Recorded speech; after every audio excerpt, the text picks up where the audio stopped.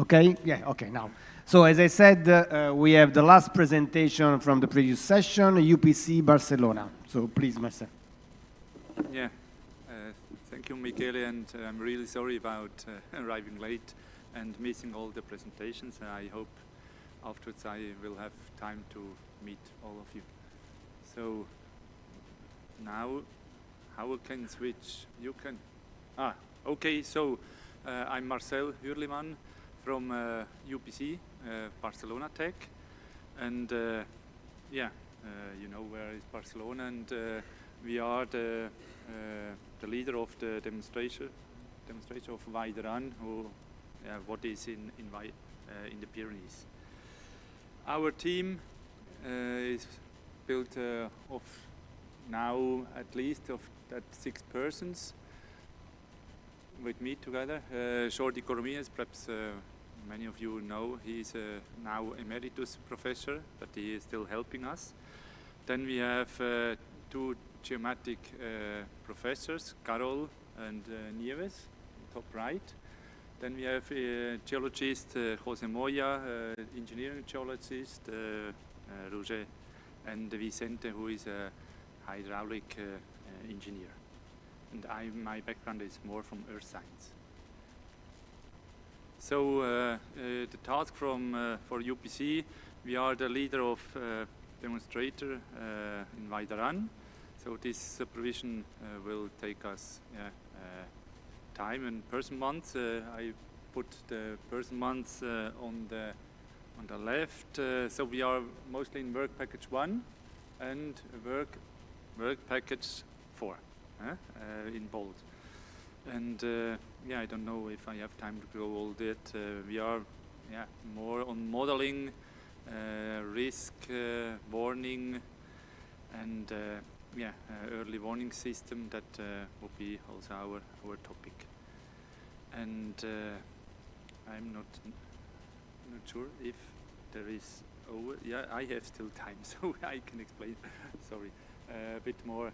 So we have Vajderan. We are working principally in Vajderan, and we have together with Arantec.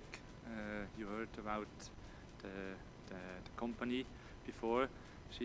They are perhaps more on the monitoring side. We are more on the modeling side, and we are doing also this risk assessment. We are quite experienced with quantitative risk assessment and other weather forcing at different time scales. We did also things like that. So this is from my side. Once again, sorry about arriving late. I leave now the next part, and I hope to discuss all these things later in the evening. Okay, thanks. Okay, thank you, Marcel. Let's move to next session, useful experiences. This session has more or less the ambition to be an inspiration for the innovations fair that will be attended by all of us tomorrow. So we would like to have a clear idea about some expertise, some past experiences from some partners. So we start with the first talk given by Brian Goldie about impact-based forecasting. Thank you very much. So in hydrometeorological warning, there is a very strong move to go from forecasting and warning of the hazard to forecasting and warning of the impact that the hazard will be, or in the shorthand that's been popularized, moving from what the weather will be to what the weather will do. It's an evolving process, and the research is still in progress.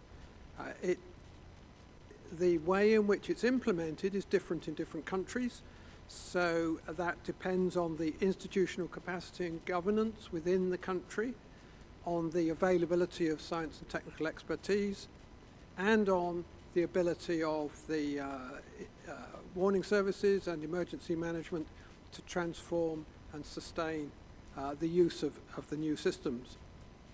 I'm not sure how readable the picture on the right is, but it charts the way in which we can move from a purely hazard forecast at the bottom left to adding information about the hazard, about the impact, to having a dialogue with the stakeholders about which impacts matter and how those impacts can be related to the hazard, to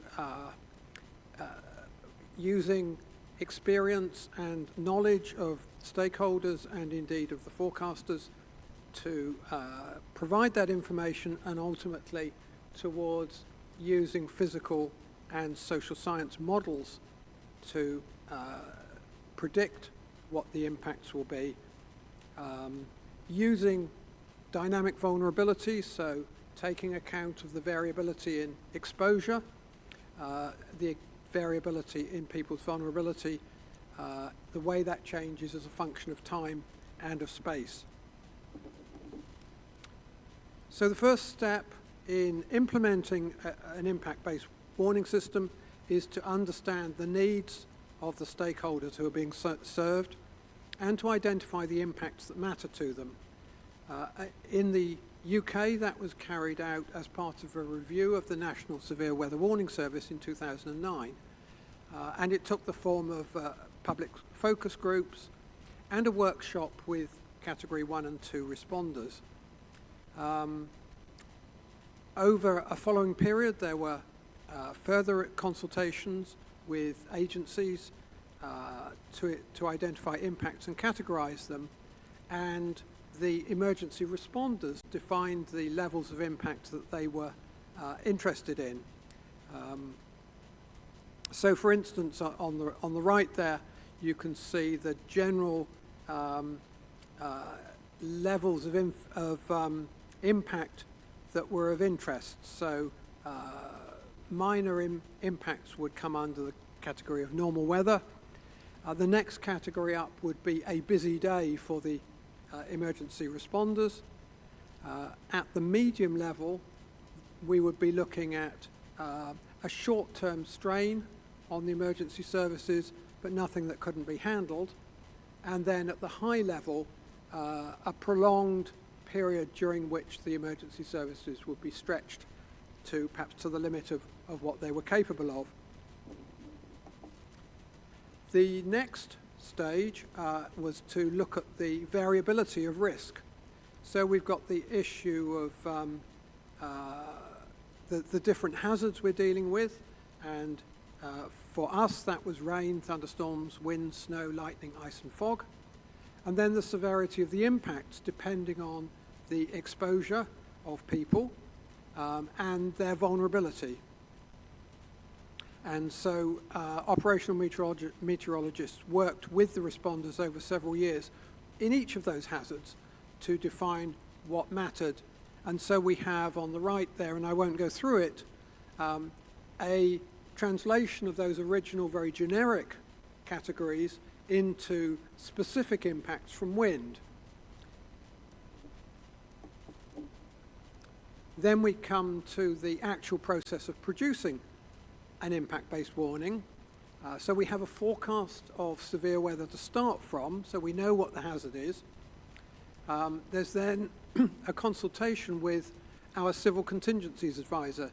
These are our go-betweens. They're experts in the meteorology who work with the responders to define what their needs are and to and to interact with them. So that they get that information in a two-way process, and then the warning is updated to move from the hazard to the level of warning that's appropriate for that particular impact, both in terms of probability and in terms of impact. And then there's a monitoring process and a review, and that of course is a cycle. Communication is the next issue, and at top level we communicate using colour. So a red is a high probability, high impact warning. Amber is medium to high probability, medium to high impact, and yellow will be the mediums with medium impact with lower probability or medium probability with a lower level of impact. And the issue of exactly how you do these colours and whether colours are the right way of providing that top-level communication is still very much something that the research is in progress on. But we aim to issue a red warning just once or twice a year so that the public knows that this is something that's rare and that they need to take notice of it. So hazard impact modelling is the automated model-based support to that decision-making process. Instead of working on people's feelings and about the situation and about the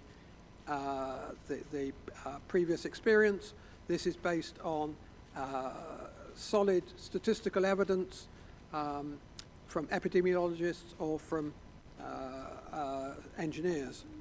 I'm in trouble with time, so I will go through this very quickly. So we need to understand for that the risk variability, and Jo Robbins herself has been the lead on a project to produce a risk map for overturning vehicles due to wind on our motorway network. So in summary, warnings need to use not just meteorological data, but they also need to use information on exposure and vulnerability. Automating this process is something that can help the warning producer, and producing models that can do this is very much a process that is underway and that will be going on for a long time. But of course we also need to understand, we need to evaluate these models, and that is a key part of the process, and much more difficult, of course, than evaluating the hazard prediction. And Jo mentions at the end there the book that the High Weather Project has produced, which I'll be talking about on Friday a little bit more. Thank you very much. Thank you. Let's move to the second one by the Hungarian partners about their application Water 24. The floor is you. Good afternoon. Sorry. Good afternoon. I welcome to everybody. My name is Péter Gergő Katona. I am from Hungary, and I am very pleased to be here. I focused in my presentation to V24 is mean Water 24. It's a mobile application which was developed in another project, the Rainman. And we use this application in our everyday work, so I would like to present this application. So in our territory, in Kötővízig, there are more water management problems, more or less fluvial flood. Fluvial flood in this year was a drought, very big problem, and these situations maybe in same year come after, so it's a big problem, and I think it's caused the climate change. So in the heavy rain effects can cause problems in urban and rural area also. The municipalities are responsible for the protection in urban area in Hungary. The water directorate where I work is responsible to protection in rural area, but we have some task in connection in rural area, so we urban area also, so we have responsibility in city. So we choose a mobile application because every municipalities have water defense plans. It contains every important information to protection. But these documents very huge, and in a real situation can be used in an appropriate way. So we made it the application in 2019, and the last year was a little development. Every user can download the application from Google Play or Android, and the app contains more than 100 settlements, water defense plans, and other relevant information for a success pluvial flood protection.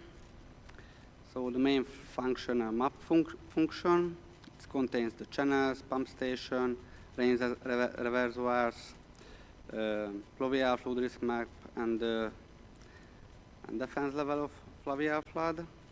And it contains an forecast alarm system via mobile phone, the emergency plans, and the phone number of responsible people also.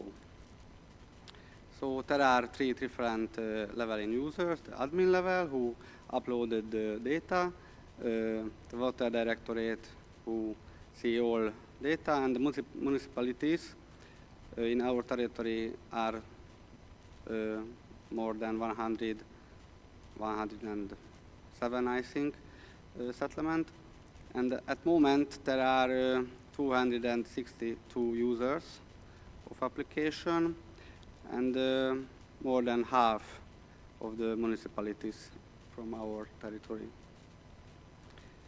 So we have some idea to development this application in this project, but we are going to involve the stakeholders to choose the appropriate ways to the development.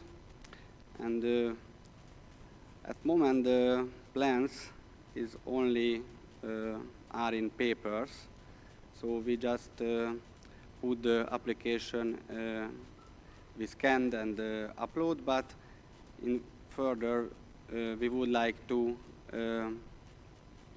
then these plans made in real digitalization form. So, and we searched a better warning system, because at the moment our warning system just a weather forecast system. We see the amount of the precipitation, and if come too much precipitation, it's the program automatically send alarm via mobile phone. And this application in Hungary are in only our territory, so there are 12 water directorates, but it works only our. So we would like to extend all country. So thank you for your kind attention.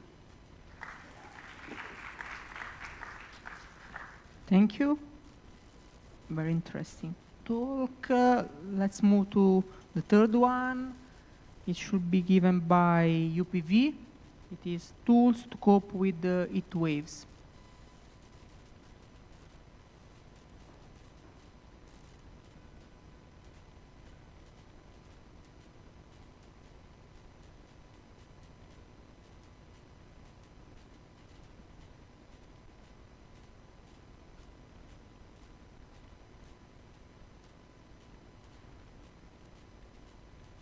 I am going to present the results of a previous project that we undertook within our unit at UPV with the city of Valencia. We have been developing several simulation tools and impact assessment for different modifications, urban redesign of the area of Valencia.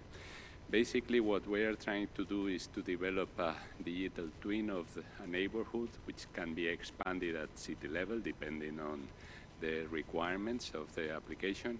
That takes into account not only carbon footprint or sustainability measures, but also the evolution of heat loads, which is a very pressing demand onto the city, especially in the latest summer, which has been terrible in Valencia. And what we are aiming to help the municipality of Valencia is to help them into different urban redevelopment, which is due to human action, and also mitigation measures from the policy implemented by the municipality.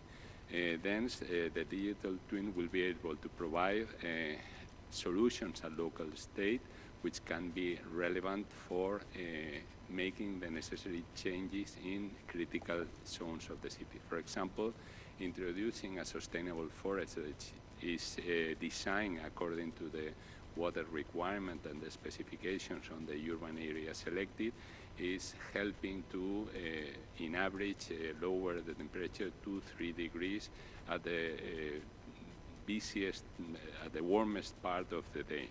This is very important because also the sustainable forest means that it's including recapturing of water for reusing and not spending resources which are very scarce due to droughts in the area of Valencia. We are also trying to develop different corridors for connecting the green areas in Valencia and simulating what would be the impact on the overall design. Here you have different solutions that have been designed with great success, and again, here there's an additional benefit connected to the bio survival of the different species, which are critical for many important purposes on the agricultural regions around the city. The ending point is what we're aiming at, and what we would try to develop within this project is to develop what we call the Eco District Toolkit, which will be helping the different neighborhoods to select their own objectives and through specific urban changes, nature-based solutions, or changing of pavement or redesigning the traffic connections in the city, to be able to come to terms with at least the most dangerous parts of the city related to heat waves and problems with health situation. We are also including a simulation of the age of the population and the risk associated to that, and making also, when possible, connections to schools, because the young generations are very important to undertaking sustainable solutions, and they learn from the different information which is provided to them. This is all based on the open data platform that the City of Valencia developed many years ago, and which we have helped to redesign and also apply to different specific parts. In buildings we have other research objectives for the refurbishment of buildings, to making them more sustainable with less energy use, but there are different applications. In this case, what we are aiming at is the urban scenario redesign for having a solution against heat waves. Thank you very much.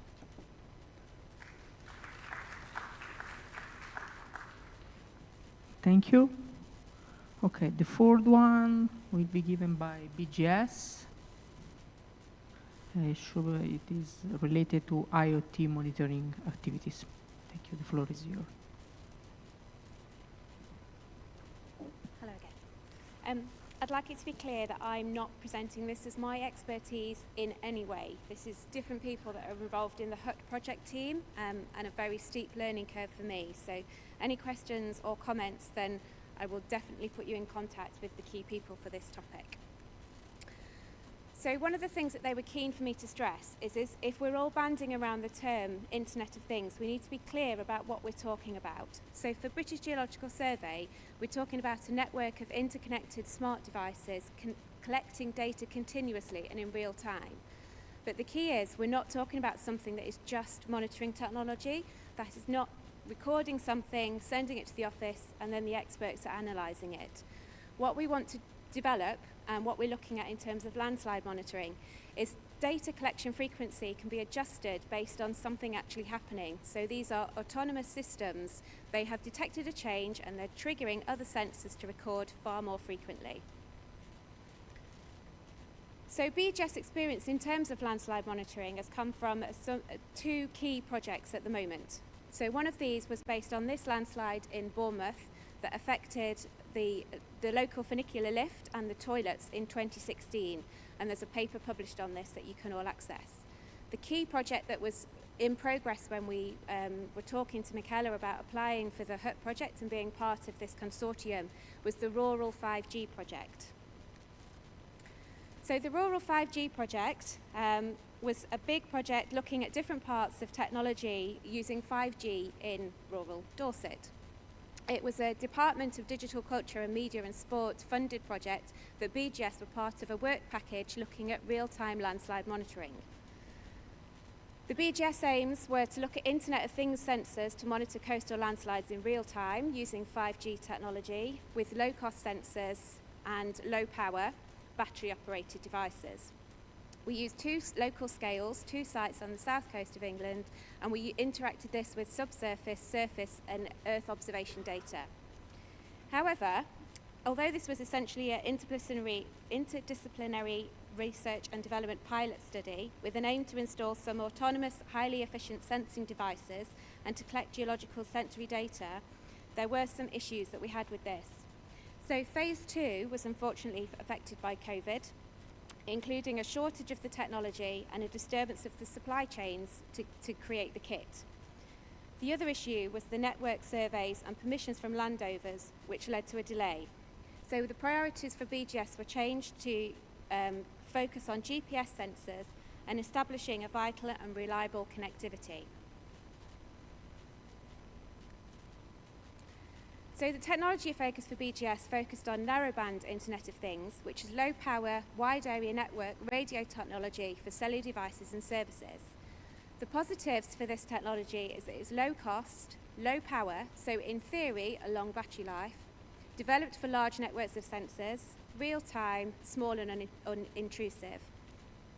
A key issue is that this is not producing large amounts of data for two-way collection. It's detecting a change. It's not sending things like photographs or videos at locations. Important considerations of the technology are the implications on battery life, so network connectivity, temperature, data sampling frequency, data transfer rate all affect the batteries. A harsh coastal environment, the coast being very different to the inland situation. Transferable technology and publicly accessible locations were being discussed. So is there issue with local security or engagement with other projects that are going on in the system? The system is autonomous and doesn't require, in theory, lots of field visits. So, key lessons learned. Although Internet of Things is not a new technology per se, being around since 2017 to 2018, it's a new technology for some different sectors, and this leads to issues. The key issue in talking to my colleagues was batteries, batteries, batteries, and this is very much focused on the connectivity and the network that you're applying to. Actually, it's a low technology readiness. The sensors did work with 5G, but not as many as they wanted it to. For us, the main issue was the use in a coastal environment. The sensor-specific data are tested in labs, so when you put this in the temperature-controlled environment, so when you deploy this in the coastal section, we discovered that although it's outdoors, the temperature extremes, the salt, played a havoc on the sensors, and we're still learning how we can adapt to this. The sensors were deployed in publicly accessible areas, so although there was an opportunity for theft, vandalism or public engagement, we didn't have much of an experience of this in this scenario. What we did learn is a stable network connection is vital. Moving forward, the 5G Rural Dorset project closed in June 2020, and this research and development project, not all phases were achieved as was intended when the HuT proposal was submitted. However, we're still learning at BGS, and we're happy to talk to project partners. Current sensors are still being tested in terms of GPS, LiDAR for water depth in waterholes, 9-axis IMU, accelerometers, gyroscopes, magnetometers, orientation, motion and vibrations. And hopefully, as this is a 4-year project, we might move somewhere towards this as part of the demonstrator. The key lessons learned from the trial related to network connectivity and data management platforms, not necessarily specific landslide monitoring due to the issues mentioned previously. So just some nice pretty pictures to finish with, because there's been a lot of words. Sensor placement in the fields, so including survey markers, placement within landslide activity, and sensor deployment using GNSS to locate. And then when the poster's up, there's also some links for other people to learn. And I've finished. Thank you very much. Thank you. Okay, now it's the turn of Luca for NGI about real-time monitoring and data visualization. Yes, now I see it. Thank you. Thank you very much. Hello again. Yeah, okay, so I second what Katie was saying actually. So myself, I'm just a user of what is the monitoring system that we have. But so NGI is perhaps very well known for modeling and risk assessment of different natural hazards. But maybe you don't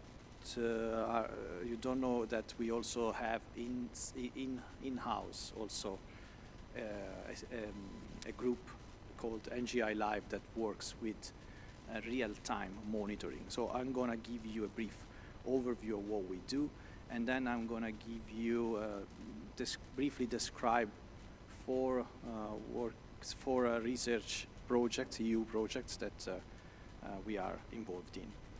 Okay.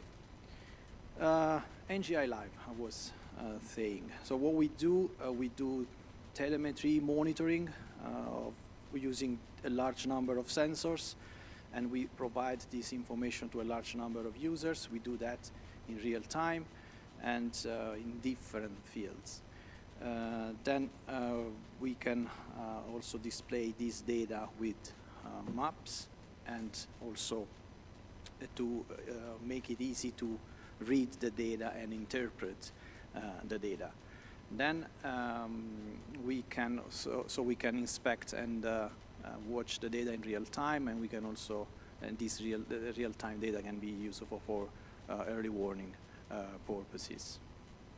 So this is basically what we do, and we can also tailor the monitoring system according with the specific project at hand. So basically, quickly how it works, we have a sensor system and then a field data logger, and then we put everything in our cloud, and then we distribute it to the users.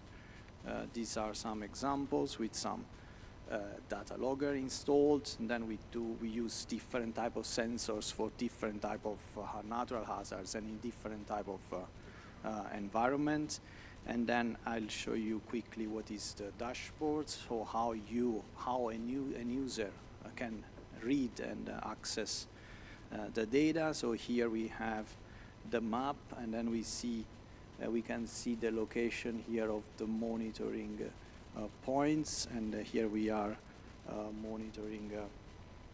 In this case, I think this is rainfall and temperature, and then in this other case, we are monitoring the water pressure and other things, and then we are also monitoring wind speed. And then in this other case, for this municipality in Norway, we also have installed and monitoring some inclinometers. So this is briefly what we do and how we display the data, and then so this is what NGI Live does, and then the user can use the data for early warning purposes or just for monitoring, and we do this type of monitoring systems for different type of things, like steep slopes, like rock slides.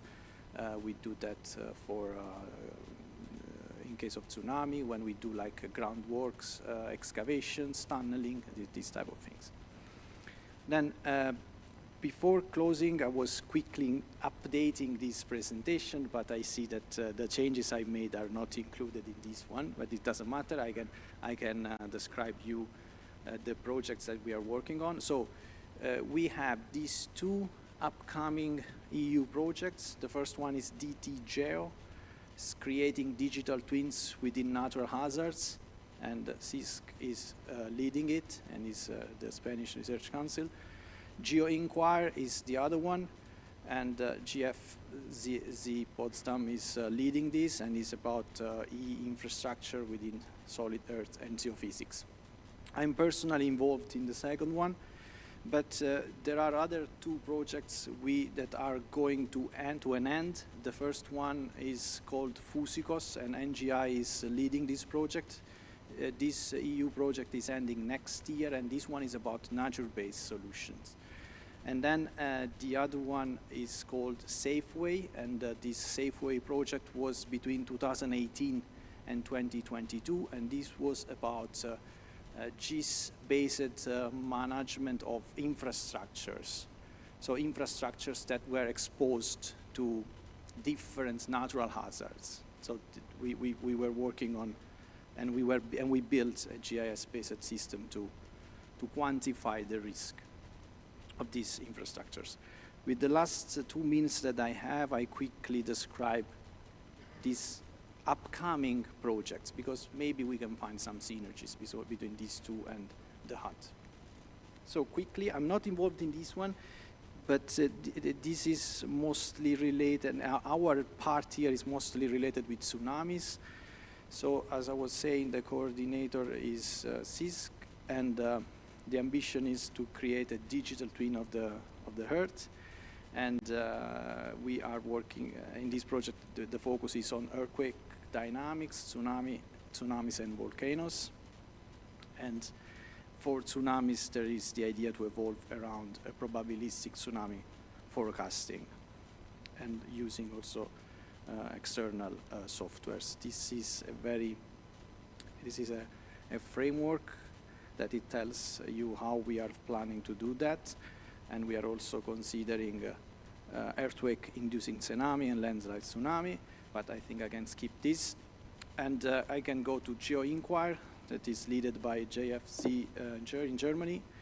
And what we need to do in this one is to basically deliver software or like useful web pages. So we want to gather data, and then we want to gather data and provide several applications about tsunamis and landslides, tsunami hazards, landslide hazards, run-out modeling. This Binklo is a software for run-out modeling. What are quickly the key objectives of this last project? So integrate services across multiple geohazards, and then to share knowledge and good practice between different disciplines. And then the main aim is to offer to the user the state-of-art products in the field of different geohazards for risk assessment purposes. And so one of another aim is, of course, increase the knowledge about services and their novel integration. This is it. Thank you very much. Thank you, Luca. Now it's time for Antec, again about their expertise about platform, in particular cloud global platform for disaster risk reduction. Thank you. Hi again, everybody. I'm going to present a little bit our activity in the monitoring of natural hazards. And I'm going to show you a short video of our participation in Anywhere, another project, and to understand a little bit our activity in this field.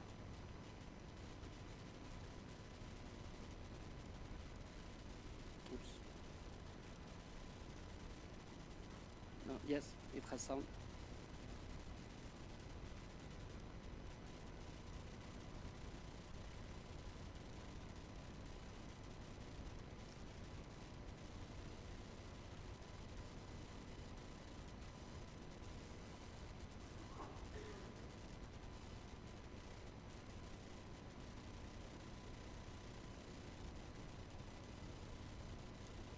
anyway, it is just music.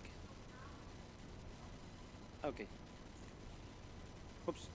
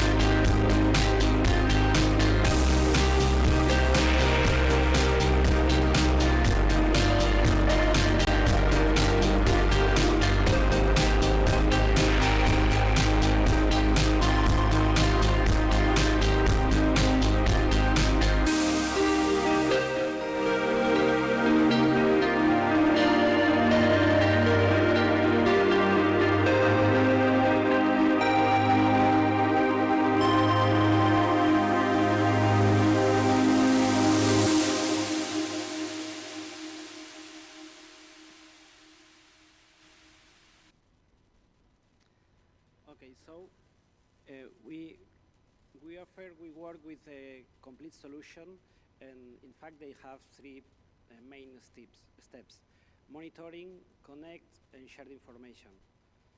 It's a real-time solution with a cloud software data visualization with warnings and reports. And then we can incorporate numerical modelization, machine learning, or big data. We can work with our own data, or we can incorporate the external data from third parties. Okay, we are based in Valdaran in Spain, but we have projects a little bit around of the world because the hazard and the problem is the same in different countries around the world. In this picture, you can see the principal architecture. We work with sensors, with stations, with data loggers. We are technological agnostic. We can work with different manufacturers, different protocols. We are open. And usually we work in rural areas, in remote areas, where we don't have communications and we don't have a main power supply. So we use with ultra-low power sensors. In some cases, we use solar power. And for the communication, we have to adapt in each project, in each case, we have to adapt the solution. We can work with satellite communication, like, for example, GOES, Inmarsat, Hispasat.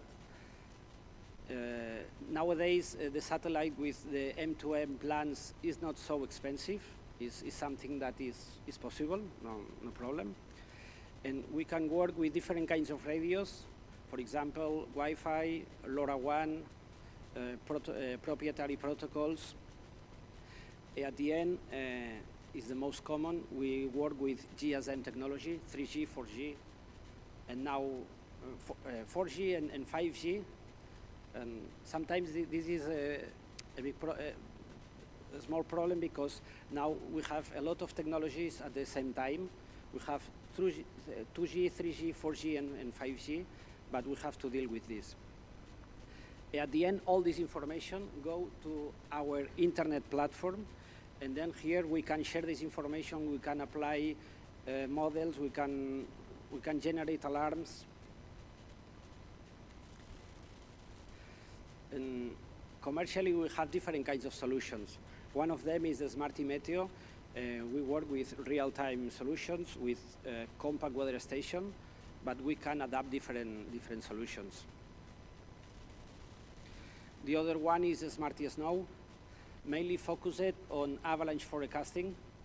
We have several sensors in the mountains to know the snow conditions to alert in case of avalanche.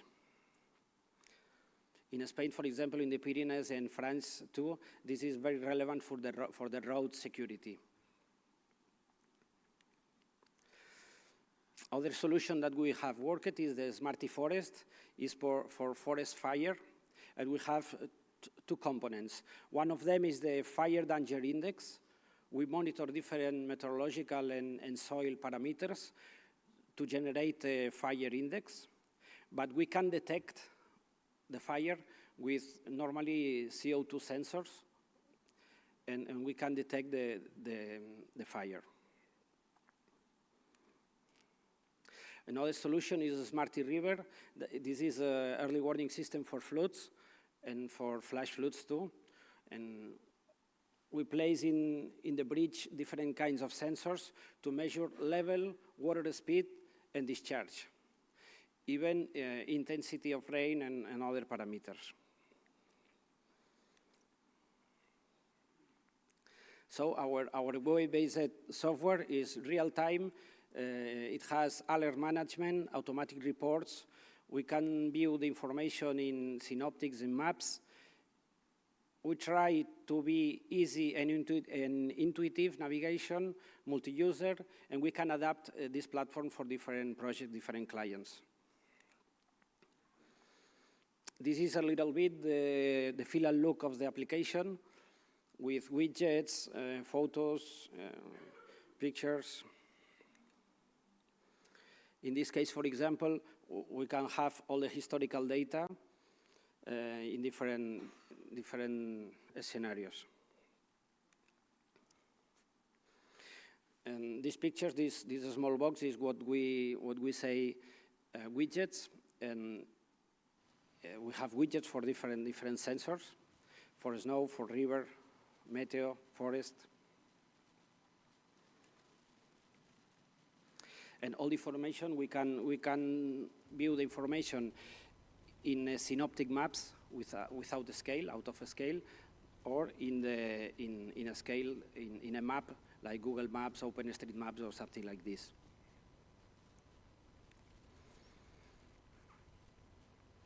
And we have an automatical warning and alarm system module to generate warnings for each personalized set for each user.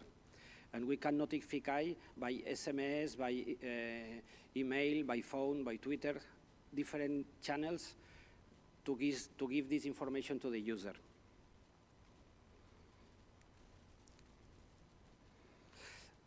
And we have all the information in our web-based platform, so we can generate multi-parametric thresholds for each station or for a combination of a station.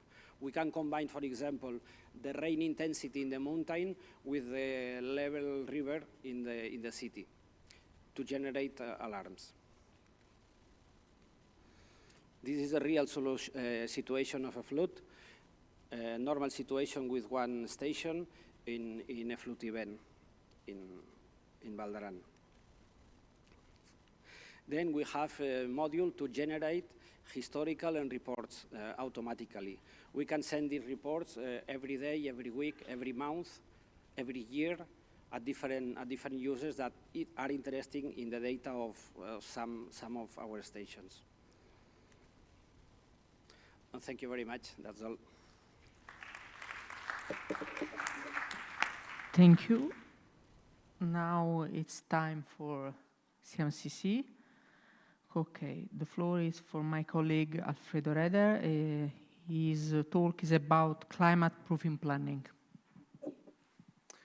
Okay, thank you. It's a pleasure for me to meet you. I will be honest, I was not personally involved in this activity that has been developed by for CMCC side by Giuliana Barbato and Paola Mercogliano. I hope to present it in a satisfactory way. Practitioners in various economic sectors are becoming more and more aware of the importance of including climate risk assessment in various activities areas, such as strategic planning and infrastructure design. These emerge from analysis, for example, of the comparison between actual damage and relative increase, so expected increase in the future, for different sectors, for example, transport, energy, and industry, but also from an analysis of the hazard inducing this damage that, for example, now show a predominance of river flooding, but in the future there will be an exacerbation of droughts and, for example, heat wave events. These evidence are promoting, are fostering the process of mainstreaming of climate change in strategic planning and decision making to cope with climate risk. So the so-called climate proofing of, for example, infrastructure or of other sector. And essential information for climate proofing is the assessment of risk to exposure receptors, considering their vulnerability to climate hazard in a given environmental and socio-economic context. As you can see from the previous slide, there is a multi-hazard, multi-sectoral problem. So, having this in mind, Enel Foundation, that is the one of the responsible for power supply in Italy, are promoting some initiative like this one, introducing climate proofing in investments and spatial planning. Founding an activity led by the Venice International University with collaboration of CMCC, focusing on climate risk analysis of the Belluno province. Belluno is an area located in the northern Italy, by considering four key economic sectors of interest, identified according to the local stakeholder and local practitioners, and obviously with the support of Enel Foundation, that are highway industry, electricity distribution, summer tourism, and winter sports and events. In this project, CMCC managed the part related to the hazard, considering a set of indicators that describe how the climate hazard is changing, considering two periods, so current periods and future periods, at three different scenarios. All this information have been collected to develop a GIS-based tool. The risk assessment have been based on the socioeconomic risk assessment approach. This is a multi-hazard approach that combines classical spatial risk assessment and socioeconomic analysis and valuation to estimate damage associated with the potential risk of different kinds and magnitude. This is the methodology in Pillar, and the output that the system provide in a GIS platform are temporal and statistical plots of observed climate and expected future variations, maps of observed and expected future risk analysis, and some analysis report. In the following, there are the two last slides. This is some example of analysis report. This is the example on the risk on electricity distribution. It is analyzed both the direct damage and the indirect damage. As you can see in the left, there is a map reporting the risk. Try visualization with the color that become more hard, more strong with the increasing of risk. It is identified a climatic hazard and referred to specific climate indicators. For example, in this case, the hazard refer to wet snow events, which can cause ice accretion of electrical cables. This is the direct damage on network infrastructure. So the infrastructure exposed consists of medium and low voltage overhead electricity distribution networks. And in the bottom part, there is comments about the expected increase of hazard. The next slide refers to indirect damage. This is for example, disconnected customers. In this case, the hazard is the same, but exposure is given by the loss of not supplied electricity to disconnected customers. And also in this case, there are some differences in terms of area more prone to risk with respect to the previous case. So some take-home message from this experience. Sectoral analysis are of immediate interest for economic agents and investors, providing messages to local actors that are easily factorable into climate-proofing investment and spatial planning decisions. For example, for the case of Belluno, there is an expected increment of damages due to lost working hours for the high-wear industrial sector. The second take-home message is feedbacks from local actors confirm that the proposed approach substantially increase the effectiveness of communication about climate change risk. For example, concerning the winter sports, the results provide quantitative information regarding the shrinking of the time window for snow making in preparation of the ski season and for the duration of the ski season itself. And the final one is that GIS-based framework for climate proofing allows updating, expanding risk analysis easily, consider the evolution of hazard, vulnerability, and exposure, then can represent a relevant tool for infrastructure's owner, and local administration, and other users. In general, this application is an application on a large scale, large area, and further studies could move to an analysis of detail using, for example, also impact model to assess the hazard and the specific economic model to assess the expected annual damage. That's all. Thank you. The next one is Arion. Narrative approach supporting disaster risk reduction and climate change adaptation.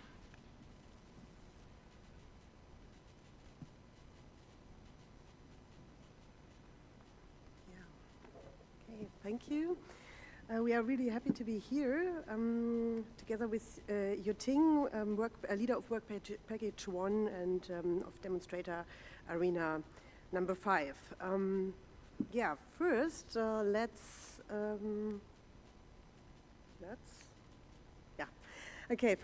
narrow down the field a little bit, what narratives are, to get a rough understanding. The image you see here is an example of a narrative which has been published in the Time magazine. It is entitled "Hello from the Year 2050, When We Avoided the Worst of Climate Change." Basically, narratives are meaningful, well-established tells of stories that may change our patterns, our values, behaviors, and attitudes. Societies use narratives to debate, to evaluate, and make decisions about how they should adapt to difficult and complex issues in the future. Narrative approaches have become increasingly popular in many fields because they deliver helpful scripts for understanding complexity in the context of rapid change. Narratives are of interest for DRR and CCR for several reasons. They link climate information and future thinking. They offer place-based embedding of climate extremes, and they are time-sensitive, as they use memory of past events which help us to anticipate and to predict the future, and ideally make the best decision for the future. Considering the HuT project framework, we are primarily interested in so-called transformative narratives. These narratives are jointly developed and negotiated visions for the future. That means these narratives must be developed together with different people, which are also stakeholders. But all narratives, whether historically grounded or visionary, also need intermediaries, making them visible and accessible to policymakers and to the public. Otherwise, they cannot have a broad impact and cannot lead to action. Therefore, next we would present two rather influential intermediaries. On the one hand, media and communication, or let's say media communication, and current trends in these fields we should keep in mind. On the other hand, art and its immersive potential. So, media and journalism serve multiple roles in society, as you maybe all know, and they apply certain narrative logics. They provide information and shape public awareness. For instance, this is important in the case of current disasters. They also point to social problems and they communicate grievances. For instance, poor designed adaptation strategies or even maladaptation. Besides these and many other functions, the main business of media is to tell stories through the experience of people, which means nothing else than using narratives in and for media stories. But they do not just tell these stories, they frame and they select issues and themes in specific ways. And in doing so, media can actively shape and even change narratives. However, there are not only journalistic media that influence our worldviews or opinions. We live in a digital and highly networked media environment, and so the news we are consuming are filtered, repacked, reframed, and this happens especially in social media. And we are also more and more confronted with so-called conspiracy narratives, anti-science worldviews, disinformation. But we can also identify positive trends and leverage points. And as you can see on the right, for instance, a picture which The Guardian has published, a story of cities for future. And, oh, my time is up, sorry, come to an end. So just to come to conclusion, there are new options to work together with media and understand them as communication platforms. We observe, for instance, increasing networks of environmentally engaged journalists, and these are good, important people for us.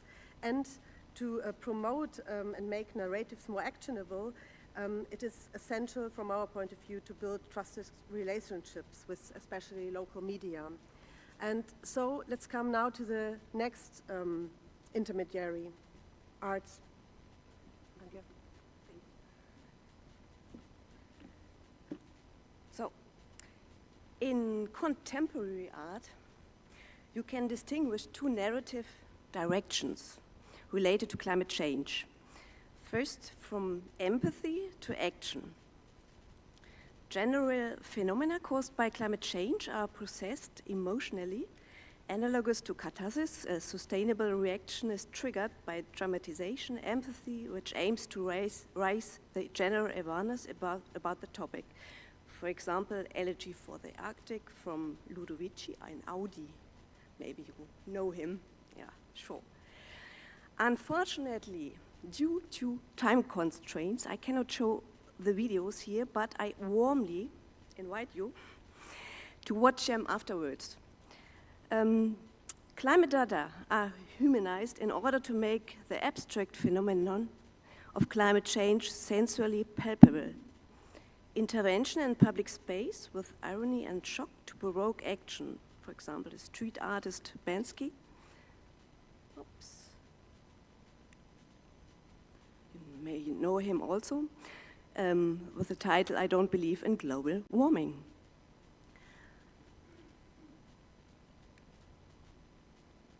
So another narrative highlights ways of imaging in how and which ways humans are adapting to the challenge of a warming climate and building of a non-polluted world. Similar to CCA, fictional spaces are created for a world worth living in. Under this narrative, for example, technical transformed worlds, solution through technological progress or new greening worlds, nature-based solutions, are designed. See, for example, Art for Futures. The latter narrative is more and more increasing in contemporary art. The impact of climate change no longer has to be made visible, aware through art. It's rather a matter of finding solutions on how societies can transform themselves and art with it.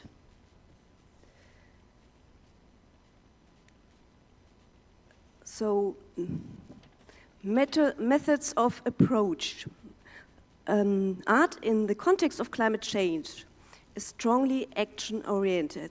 It's in the nature of artists to collaborate in a bottom-up and participatory way, and by doing so, to reach many and diverse people. Through the implementation of digital media, virtual, augmented reality, etc., scientists and artists are moving closer together. A mutual understanding is being built. So, if I have 3 minutes left, I can just show you the current project in the Climate Change Pavilion at the Venice Biennale. Is it possible? Just 3 minutes? So can you please click this one?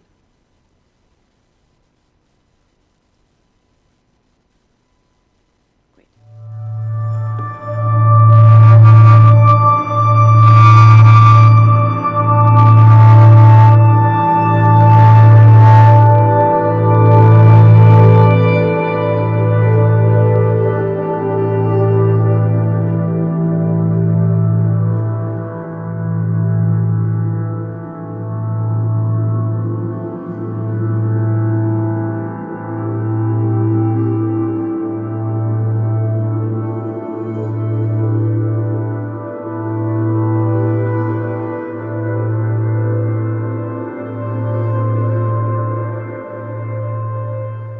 Change.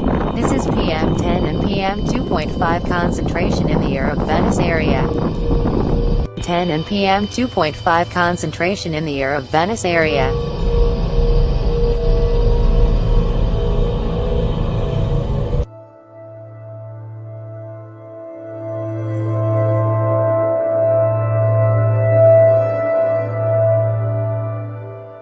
Huge losses of heritage, culture, inhabitants, ecosystems, craftsmanships, memory. Tap on solids to see what will disappear. Only the 15% of Venice survives. Heritage, culture, inhabitants, ecosystems, craftsmanships, memory. Tap on solids to see what will disappear. Only the 15% of Venice survives.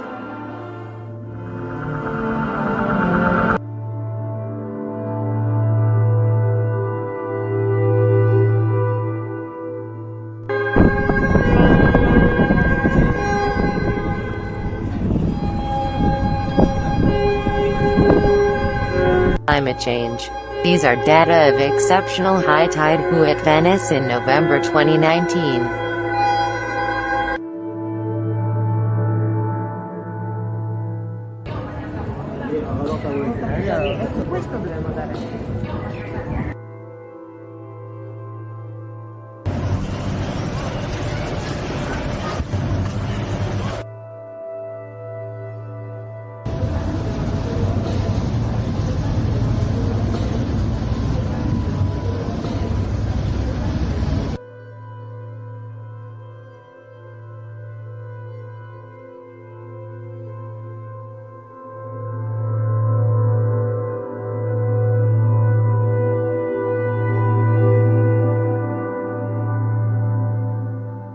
what will disappear.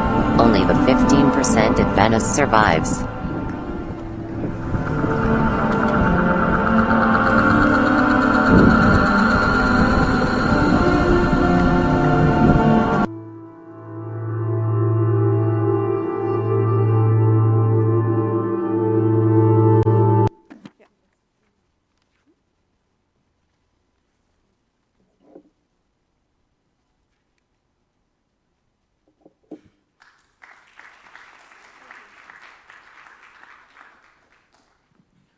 Okay, thank you. Now it's time for University of Helsinki, identification of vulnerabilities for effective decision making. Wow, that's a tough presentation to follow. I have nothing quite that extraordinary to show you, unfortunately, but thank you for that. It was very inspiring. I'm going to run through several different research papers and publications that we've done in the past couple of years, but I really want to highlight 2 points in my presentation. And they are both to do with society. Society as a driver of what I would call disasters, as a key player in creating a disaster together with the hazard, as well as the response, the what do we do with this, and are we doing the right things, and do we know if we are doing the right types of things to respond to disasters. Most of my examples come from climate change. That's what my work, my group works on most. But I want to start with this slide, and if I can have your attention to the top corner, that's most of you are probably familiar with this, the IPCC risk propeller, which has become quite sort of common. What's fascinating to me is that what's your right side, vulnerability and exposure are very much conditioned and part of society. We, by our decisions, individually and collectively, constantly create vulnerability and expose ourselves, and have done that for hundreds of years. We need to understand more of the hazard, whatever that hazard is, an extreme event or something similar. But we have to pay increasing effort into understanding how we create these things by the decisions that we make. The graph that you can't see at the bottom is an attempt by my group to understand these kinds of risks related to bioenergy chains, which might be vulnerable to climate risks. And I don't expect you to understand, to look at it, but just to show that these kinds of sort of soft modeling, causal loop diagrams can really illustrate how complex some of these societal processes actually are, and how they become increasingly sort of difficult to untangle as our world is much more interconnected. So we have to essentially move away from these kinds of simplistic risk understandings towards more systemic cascading risks, where it becomes sort of key to understand how these things are linked together, and the nature, the natural hazard, or I would just call it a hazard, is one factor in it, but we can amplify it through the decisions that we make. We have tried to illustrate this through spatial and temporal dynamics that, again, too much information, but just want to, with the top, both of these examples that we published are related to heat waves and heat risk. What we've tried to illustrate that depending on how you try to sort of scrunch socioeconomic data into risk mapping, depending on what kind of scale you're using, you end up having completely different types of maps, which are very difficult for stakeholders to understand. For the geographers out there, the modifiable area unit problem. But essentially meaning that it's actually hard to illustrate socioeconomic data on a map. The second example, you might sort of laugh at Finland and heat risk, but it's all relative. But what we've actually shown with this is we've projected potential heat hazard or heat waves with RCPs, so depending on how we actually emit emissions, and we've looked at socioeconomic development through SSBs, EU and global. Thank you, Yasa, for the data. And what we've actually shown is that for many of the different scenarios, the socioeconomic matters much more. We can actually reduce heat risk by reducing vulnerability if we start to put all of these together. So it becomes increasingly important to understand that. That is the role of society in driving different kinds of risk. then of course we need to take action. But who has to take action? When do we take action? Are we taking the right kind of action? We're still discussing. One of the main reasons for sort of delayed action on, for example, climate change adaptation is because we haven't defined responsibilities. Who has to take responsibility and when?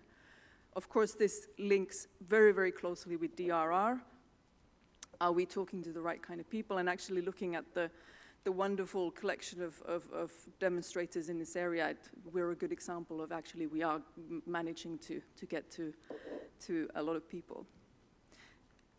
Then what is driving adaptation? In our case, we have been looking at the drivers at the city level. This is one type of an action, and again, we have municipalities here who are part of this project. Summarizing several studies, including these two, it's cities that already are either facing a disaster, are well aware or have had one happen before, or they have a lot of capacity. And cities that are incredibly active in these types of networks. And I think that's also evidenced in this room. We have good demonstrator collaboration in these demonstrator areas. But what happens to the cities that are not doing anything? And that's why we're also discussing scaling up in this project, and I'm happy to hear that we have an expert team on that on board as well. Public sector is one part or one important actor. What about individuals? We've looked at individual preparedness for storms, for example, and we did a statistical analysis, found that some of the things that are discussed a lot in the literature, like education level, employment status, had marginal influence. In our sample, of course, it doesn't cover everything. The type of property where people lived actually mattered much, much more. Are we aware of this? And even if you have information, do you do something?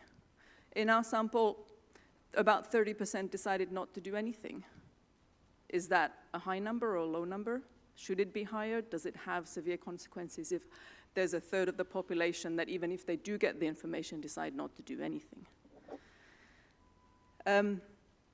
So how are we then adapting? And this relates to the governance work package.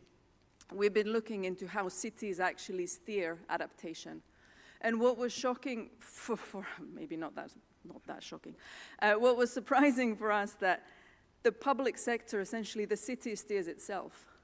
The cities are currently producing strategies to deal with climate change by themselves. They are essentially steering their own actions. They're not steering anybody else. If they are steering somebody else, they're essentially providing information to citizens.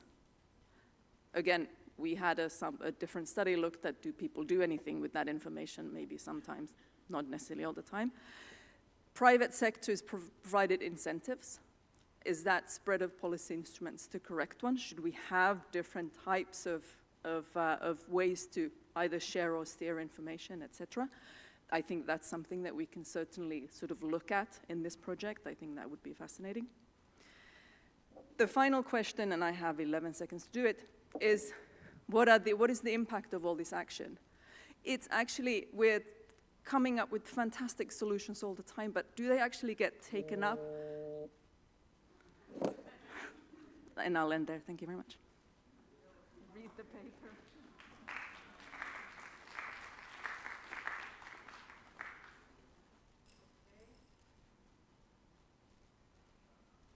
Okay, it's time for Karina. UN Warnings for All initiative.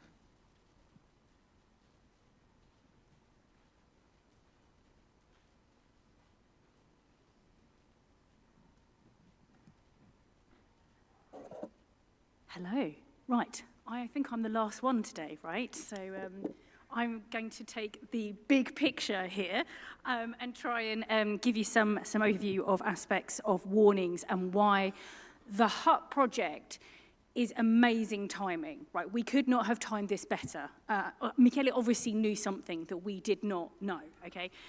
So earlier this year, in case you didn't know, on the 23rd of March, the UN Secretary General, Antonio Guterres, made an announcement that was along the lines of we've looked at climate data, we've looked at how many people are experiencing the increments of global heat, and as you can see with the quotes here, we must invest in adaptation and resilience, and yet, studies that have been done by the World Meteorological Organization indicated that actually only 1/3 of the world's population, mostly, unsurprisingly, in the least developed countries and small islands developing states, are not covered by early warning systems. And shockingly, in Africa, this is something like 60% of people lack coverage of warning systems. I have a little caveat here because I'm still yet to clarify what is meant by warning system, because warning systems can have different shapes, whether they're technological or oral traditions. But it's an interesting dynamic nonetheless. So here, Guterres is talking about how we must boost the power of prediction for everyone and build their capacity to act, and we've got to recognize the value of early warning systems and early actions as critical tools to reduce disaster risk reduction and support climate adaptation. Well, that's brilliant, because that's what the HuT's all about, right? So fantastic. He's obviously on the same page as us. Fantastic. But what we want to do is we want to make sure that we fit in with this early warnings for all initiative, because suddenly, whereas when we wrote this grant proposal, there was, there's interest in warnings. There's now a lot of interest in warnings all over the globe, and I'll come back to that in a second. So the World Meteorological Organization are currently taking the lead in this initiative and working across a number of different agencies, the UN, DRR, and so on. And of course, we've had Brian speaking earlier and taking us through what is arguably the perfect weather warning and the value of impact-based warnings. So there's a lot of research that the WMO hold, and no doubt they're going to do a fantastic job. But there's also lots of other different groups, of which I'm involved in the volcano ones, who are also trying to come in and make sure that this space isn't just for weather hazards, but for other types of hazards as well, because they are all interrelated in some form or another. So the plans are basically that by 2027, so it's a 5-year initiative through the UN, to have early warnings for all.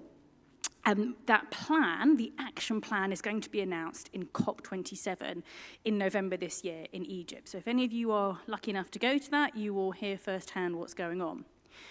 What was really interesting was that earlier this year, I went to the 7th Global Platform for Disaster Risk Reduction, and these were the main themes. And I can tell you, and I attended pretty much like for 15 hours each day for a whole week. It was exhausting.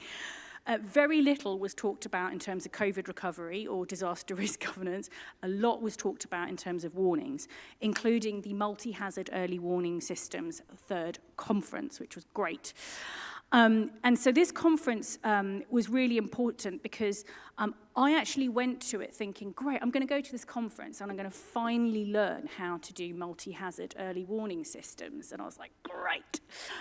And I just walked away thinking, nobody knows how to do them. That's fun. But I did actually learn some good things. And what I did learn was there are some people doing really good multi-hazard early warning systems. And we need to draw from those guys. But we need to have these multi-hazard, end-to-end, people-centered, value chain warning systems that focus on the first mile. And many of the things that are listed are things that we are doing as part of the HuT in terms of the things that we want to do, in terms of working with our partners and making sure we're learning from COVID and engaging with one another. Tomorrow, as I said, is the International Day for Disaster Risk Reduction. And it's all coming together now because the theme is Target G, which is all about warning systems, multi-hazard early warning systems. So we can see there's a connection happening in 2022. The stars are lining up. And the UNDRR are going to be launching a report tomorrow on the Global Gap report on Target G. We're also going to get REAP, which is the Risk and Early Action Partnership, launching a glossary of early action terminology, which is quite important. And we at the Warning Research Centre are going to be launching our briefing notes tomorrow as well. So what I wanted to do in the last couple of minutes is just highlight some key things that I think we've learned from the Warning Research Centre that we think is so important when we're thinking about warnings.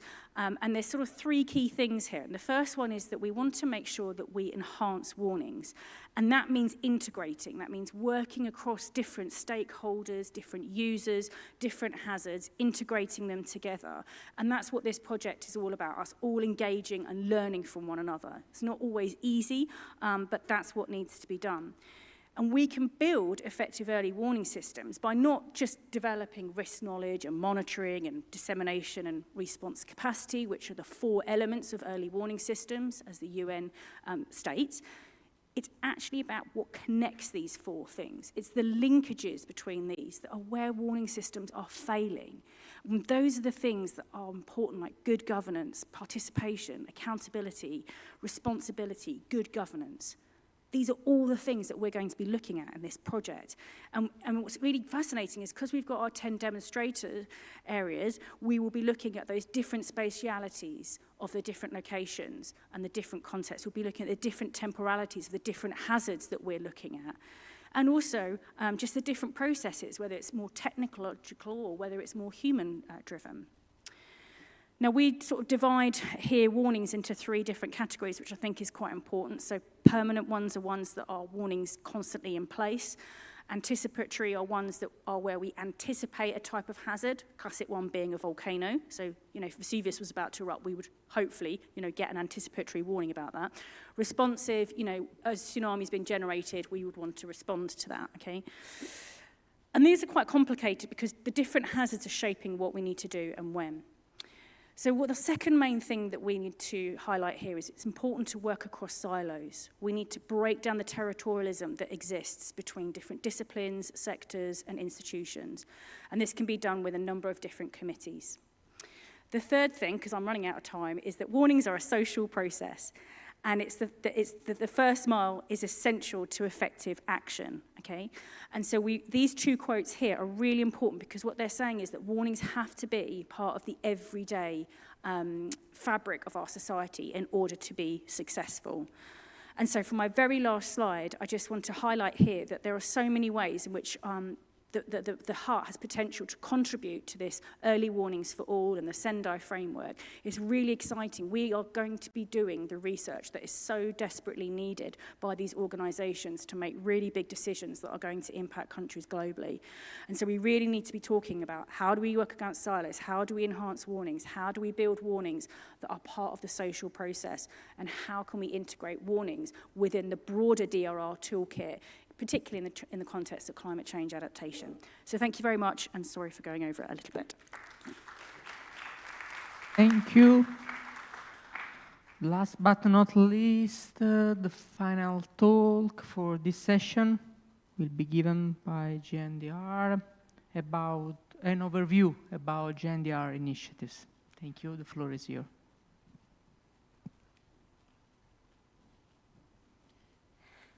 Hi again. Okay, so as I've already shared, that we are going to be engaging in 3 work streams, work stream 2, 5, and 6. Work stream 5 is very limited. We are working on some feedback forms. So in this presentation, I'm going to just talk about work stream 2 and work stream 6, in which we have experience.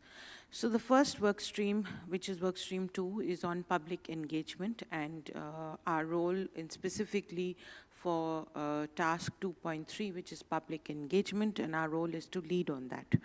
And we are expected to design the framework to evaluate the effectiveness of DRR actions and stakeholder engagement, conduct assessments in Valencia City, Latery Mountains, in Germany, and Dorset County in UK.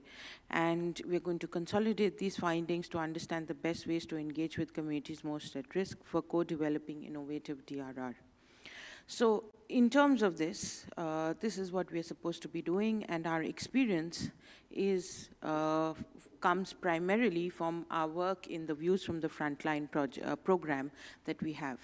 So Views from the Frontline, as you will see, is the largest global independent review of DRR at the local level, with the aim to strengthen the inclusion and collaboration between at-risk communities, civil society, and governments in the design and implementation of policies, practices to reduce risk and strengthen resilience. Simply put, this is actually a survey of communities to be able to collect their data on their perception of what they understand as risk and how they understand their resilience is being built or not being built, right? It is an open source database. We conduct a series of surveys with community members, with local government representatives, with CSO representatives to collect perception data, which is then consolidated and put up into a database. This data is also, you can disaggregate this data based on urban and rural, gender, age, disability,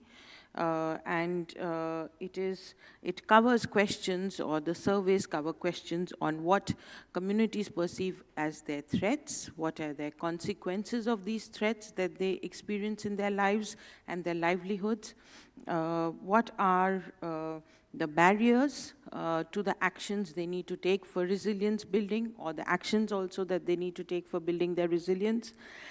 And then about risk governance, that is how much risk governance is the local government undertaking, or and also the role that CSOs play in this, but how much communities are aware of this, are participant in taking decisions, and are also feedbacking into the process and are being able to access the resources that are available for resilience in a country for a particular community. So this is the kind of data that we collect through the survey, and then we put it up onto the dashboard. And it is also asked questions on coherence, which is that is resilience only looking at disaster risks, or as we all understand that climate change has a huge impact on disaster risk, or environmental management also has a huge impact on disaster risk. So the coherence or coherent approaches on disaster risk is also what we are trying to ask and see if these are being addressed and included or not. So this is the full gamut of what Views from the Frontline is. And then we have also the experience of making a lighter version, what we call VFL Lite, which is adapted to specific projects, which ask only questions which are related only to a specific topic or a specific area. So that is what we call VFL Lite, and we've piloted the VFL Lite in another ongoing project of ours called Making Displacement Safer, in which we collected surveys as the initial part of the project, after which we took activities, we undertook actions and activities to make displaced communities, to help build the resilience of displaced communities. So this is our experience for Work Package 2, and specifically, if you can see, this is just a screenshot of the VFL 19 data dashboard. You can access it by visiting our website and going to the VFL 19 page. And we have a similar dashboard which was created for the Making Displacement Safer. Again, this is data that is accessible from our website. So I just wanted to give you an idea of what the data will look like once it's collected and consolidated on the website.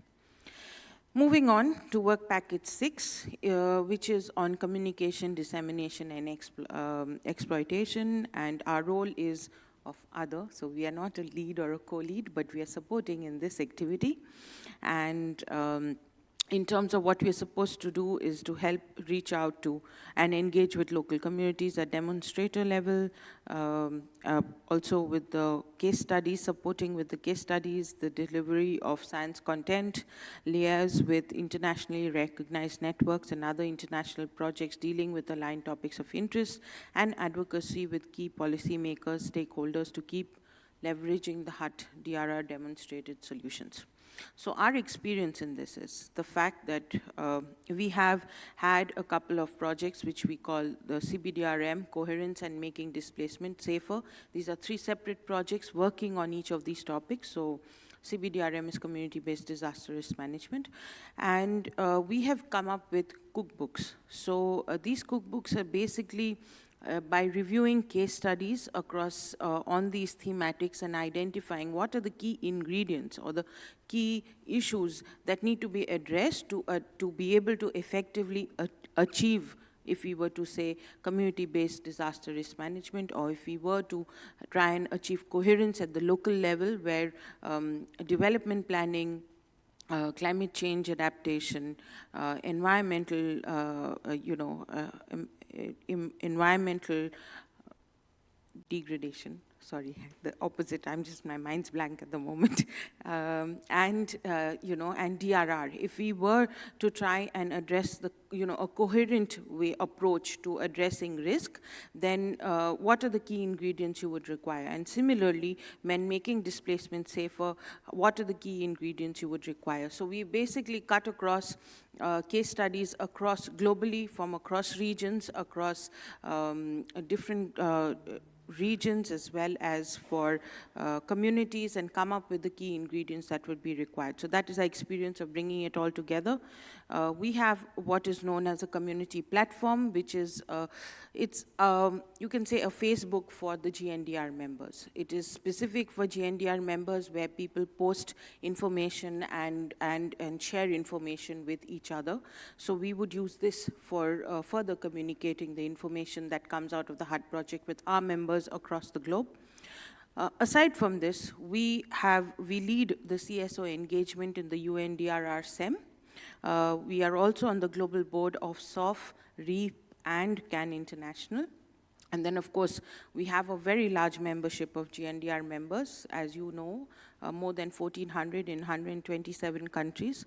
And even if we are not able to reach a particular place, we are certain to find at least one member in our membership who's going to be able to reach out to where you need your information sent and reached out to. And of course, we ourselves as the network are committed to 3 major global forums in which we engage in regularly, which is the GPDRR, the HLPF, and the COP. And of course, we have also started engaging in the regional DRR platforms as well. So this is how we expect that in Work Package 6, we should be able to support the work on communication and exploitation further in terms of taking the HuT project demonstrated actions further here. Thank you very much.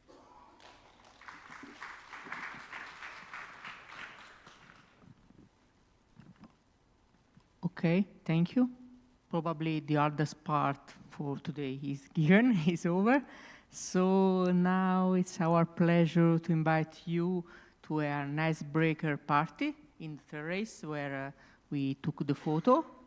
There is time to discuss, to have refreshment, and to be ready for tomorrow. That could be very, very tiring, probably. So, no, just in terms, if I understood correctly, what we set up for the icebreaker. Now, maybe it's already dark. I don't know, because we are running a little late on schedule. But anyway, if you move here and you go there at the bar, they are serving something, whatever you want. I mean, not whatever you want. There is beer or red wine or white wine or non-alcoholic drinks. So you can get one. If it's not dark outside, we go on the terrace, otherwise in the foyer, and it's an icebreaker. You can get a second glass of wine, second beer. No, it's there for you.